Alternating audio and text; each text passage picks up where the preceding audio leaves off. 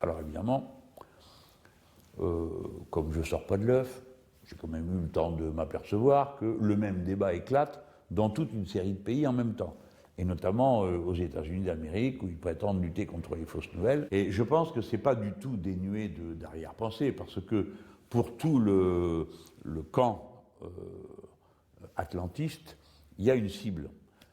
C'est qu'ils se sont aperçus que les Russes ont enfin compris l'importance du, on appelle ça le soft power, le pouvoir doux, hein, c'est-à-dire qu'ils comprennent que alimenter l'opinion avec des informations contribue à la formation de l'opinion. Parce que les gens se disent donc, depuis les États-Unis, il y a deux médias qui sont dans la cible dans la zone Atlantis, c'est Russia Today. Bonjour, aujourd'hui RT France rejoint la famille RT, une nouvelle chaîne d'infos en continu. Nous poserons les questions que personne n'ose poser. Nous donnerons la parole à ceux dont la voix n'a pas été entendue jusqu'à présent. À très bientôt sur RT France. Qui est une station qui émet sur Internet et qui est liée au gouvernement russe. Et en France, aux élections présidentielles, ils ont soutenu plutôt Madame Le Pen. C'est leur affaire. Et puis une autre chaîne qui s'appelle Sputnik.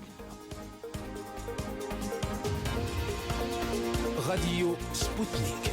Nous dévoilons ce dont les autres ne parlent pas. Bon, ça on comprend que c'est russe, rien qu'au nom. Mais si vous n'avez pas envie de regarder, vous ne regardez pas. Si vous regardez, vous vous rendez bien compte qu'ils ont tendance à tordre le bâton dans un sens, mais bon, après tout, les autres, ils le tordent dans l'autre. Hein. Si vous prenez toute une série de journaux, que par un effet de ma bonté en ce début d'année, je ne nommerai pas, ils sont grossièrement pro-américains. Les Américains peuvent raconter n'importe quoi, les Nord-Américains, et puis derrière, ça suit, ils écrivent exactement ce qui convient à la vérité officielle. Mais donc, il y a une offensive. Mais cette offensive, alors elle porte sur deux titres, mais au passage, elle vise toute l'information en ligne. Et là, on ne peut plus être d'accord. Hein. On ne peut plus être d'accord, parce qu'on sait très bien qu'à la fin, si l'information en ligne, comme ça, fait l'objet de décisions en référé pour interrompre la publication d'un de ses émetteurs, hein, il reste quoi, là? Il restera le pouvoir des 9 oligarques en France qui possèdent 90% des médias. Donc c'est extrêmement dangereux pour le pluralisme, pour la liberté de penser.